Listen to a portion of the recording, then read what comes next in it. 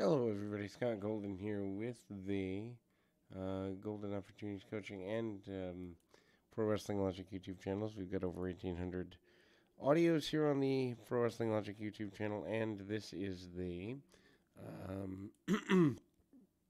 this is the Raw review for um, the 13th of September 2021. They're finally trying to do something creative with parts of the show anyway, in fear of AEW, no doubt, but of course they wouldn't admit it in that fashion. In any event, we continue to kind of go through some degree of, I guess you'd say, consternation or difficulty, whatever have you, there, as we begin to try to do some basic stuff. Obviously, as mentioned, we've got literally 1,800 audios on a variety of topics. Also, nearly 1,000 on my life coaching channel. So, talking about close to 3,000 audios on a variety of topics. If you're looking for life,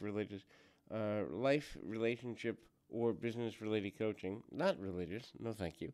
Would love to be of service to you over there, so go over there if you're interested in such a thing. But anyway, this is your Raw review for last evening, and I mean, ultimately, that they're trying to have a better relationship, for lack of a better term, with their fans is a good thing, I suppose. But I'm not sure that some of the moves they've made aren't too late. I think WWE has a habit of pulling the trigger on certain creative things too late, and I think by the point they do, no one really cares. Anyway, SmackDown's Big E came out to start the show. Announcers acknowledged that he had tweeted saying that he planned on cashing in Money in the Bank contract this evening. Big E is excited and certainly is into the crowd reaction until Randy Orton and Riddle entered. Before they even hit the ring, Lashley, who's in a suit, comes with MVP out, and Big E announces that he planned to cash in the briefcase. Riddle asked him not to cash in on his bro, Randy. MVP told Riddle that, in fact, Randy is not an option for this, and told him that he could shut up. Orton winked at the crowd. He said it's been 14 years since he's fought Lashley, and he didn't want to wait 2 more weeks. He said there, no politicking involved. He simply asked for the match and is accepted because he's Randy Orton, and Big E is excited to see them fight. MVP calls him a clown, but all clowns in New Day.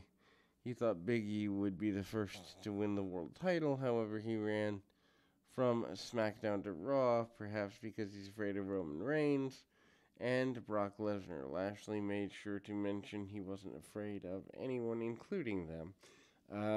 Orton then tells them to focus on him. He said all it would take is one RKO to become the new champion. And Big E is excited to cash in on Orton as soon as he did become champion. Lashley tells Orton that he would get pummeled tonight, and then threatened to shove the briefcase up Big E's tail side. Anyway, Lashley and Big E argue until Orton lays Lashley out with an RKO. Better than the normal opening segment, and the crowd was at least into things. So Charlotte Flair tells Sarah that she didn't get on top with friends or partners, and that Shayna Baszler would never get there while being held down by dead weight. Charlotte called herself the best, and the ring is her throne, and her reign lasts forever. Long live the queen. There's a video from earlier today, Nia Jax confronting Baszler, who was playing with a deck of cards. I think they've done the card things before. Baszler said she just did what Jax has been doing to her. Jax is confused but wanted them to get back on the same page. Baszler walks away.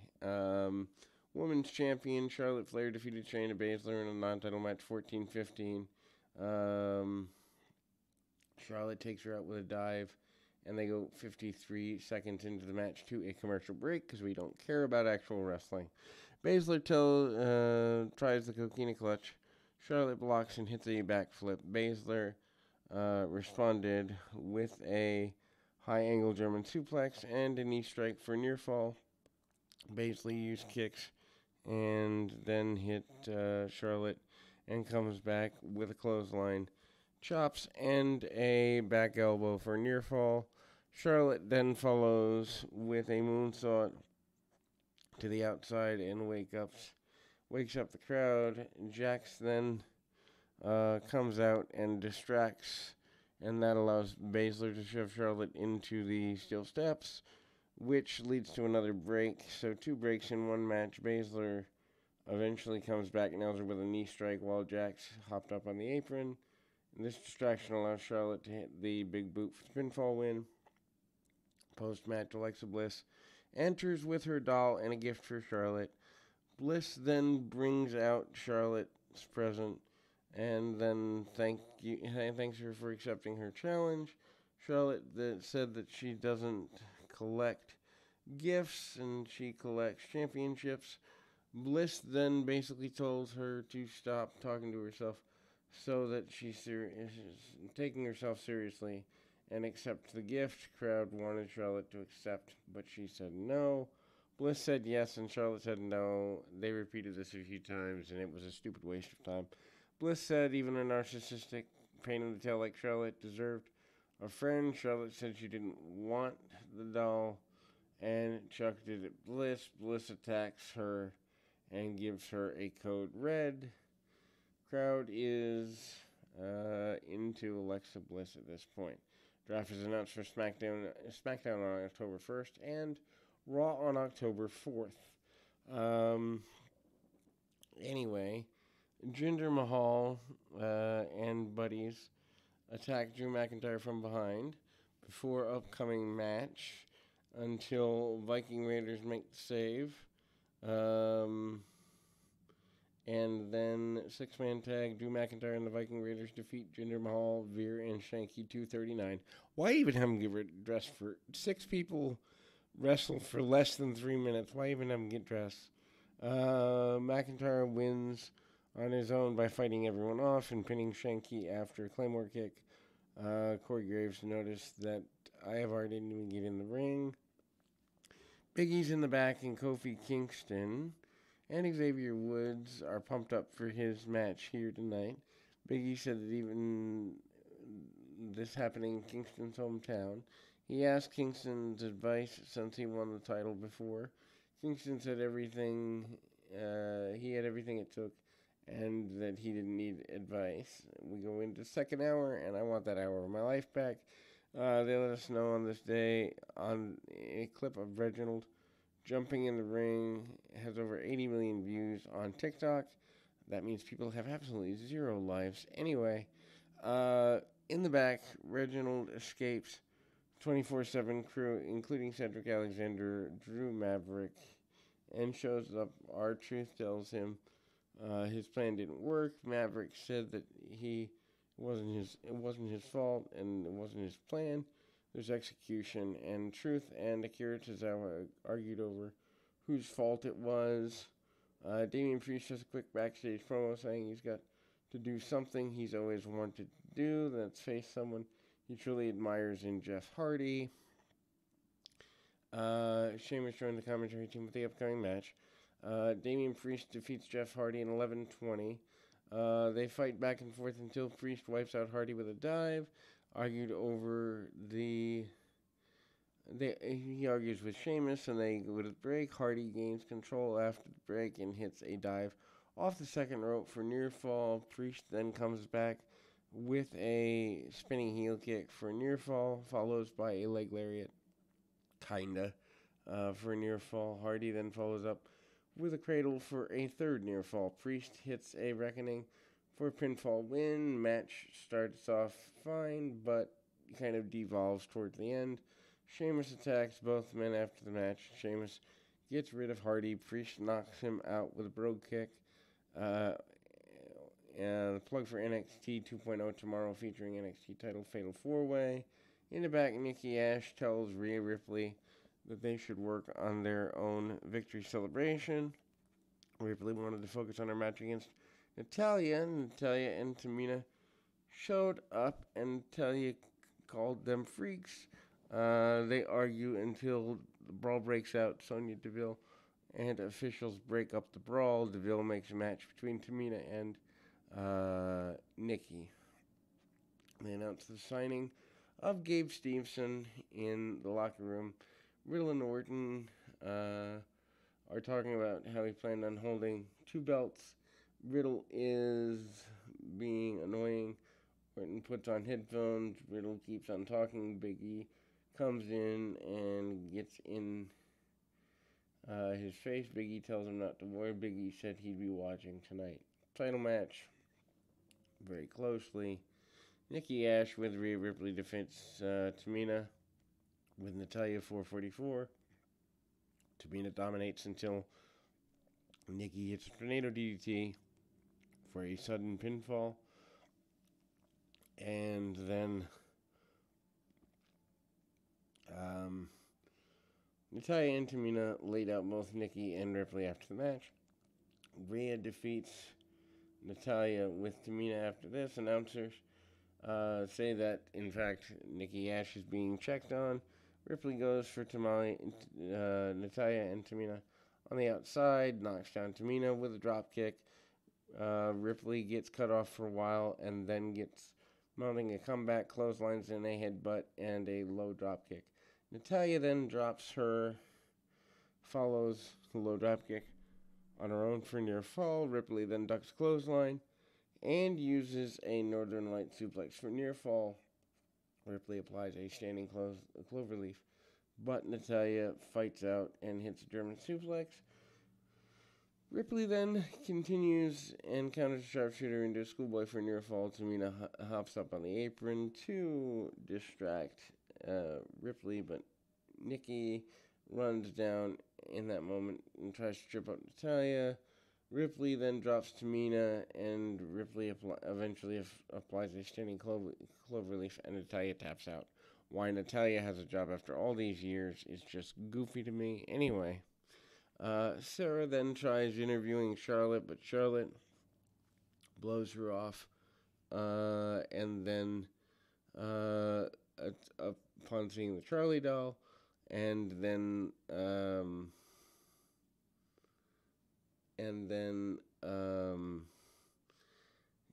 basically they do this with where she's sitting on the equipment box.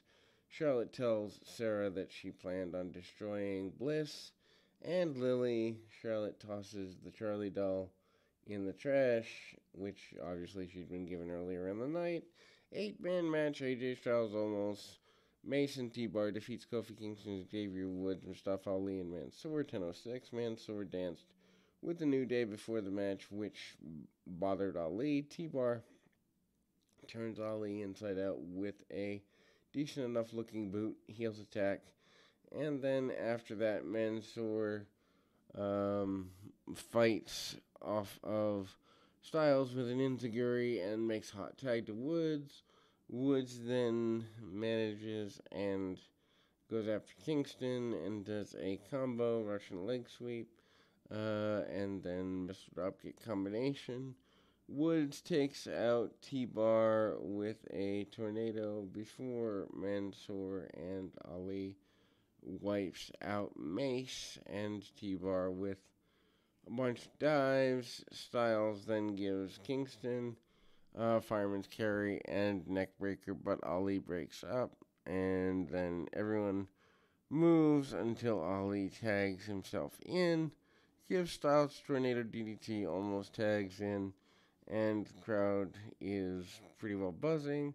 Almost knocks down Ali before tossing everyone aside. Woods, Kingston, and Mansoor. Owens drops Ali with a tree slam for a pinfall win. This is just flat. Anyway, Kevin Patrick tries interviewing Lashley about Big E, and they warm up in the back. MVP tells Patrick that Big E is more of an annoyance and a distraction than he wants to deal with. MVP says Orton would join Kingston, McIntyre, Goldberg as men who failed miserably to take out Lashley. Big E approaches and reminds him that he planned on cashing in. At this point, it's overkill, but I get it. They're trying to get people to stay through this wretched 3-hour show. Doudrop defeats Eva Marie in 2 minutes. Marie rakes Doudrop's eyes and then tries a schoolgirl, actually. But Doudrop doesn't even budge, doesn't notice what's going on, and then goes for a. Then we see the senton and the running cross body for a win on the part of Doudrop. Karrion Kross does a backstage promo, introduces himself using the Sean O'Haire line, "I'm not telling you anything you didn't already know," speaks about victims and how he planned on hurting people.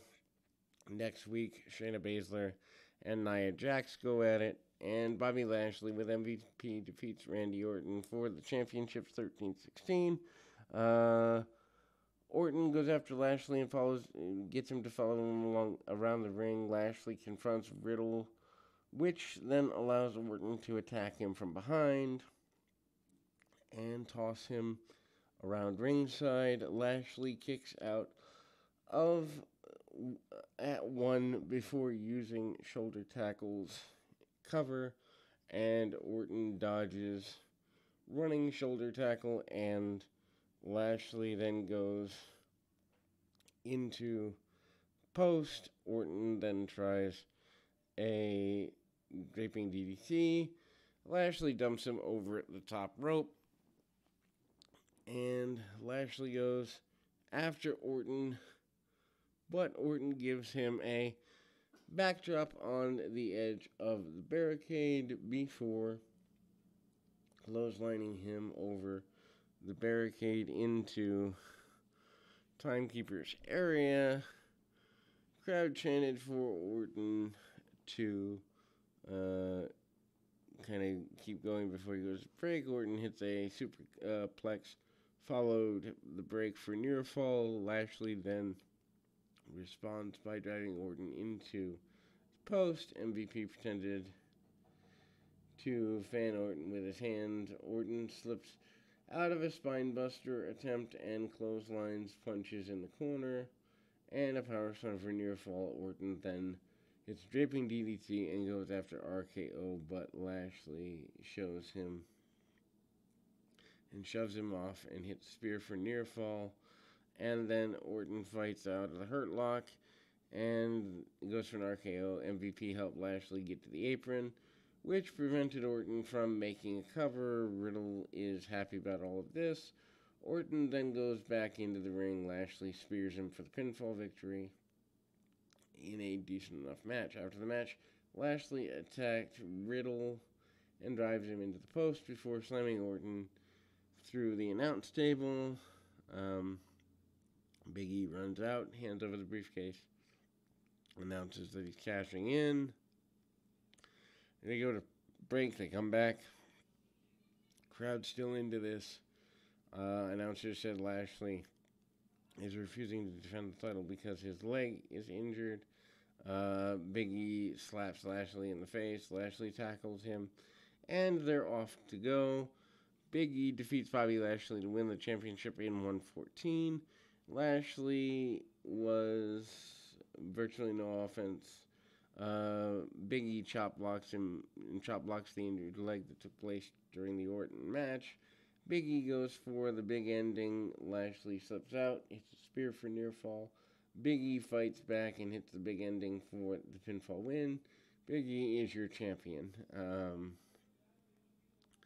Anyway, this is probably the hottest thing that has happened on Raw in years, and good for Big E. I'm not sure that 10 years after starting with the company or longer than that is the time to do this, but at least they did it, and they're trying because, well, AEW with 3 years' experience is kicking their tail after they've had 30 or almost 30. Anyway, we'll be back with more after this.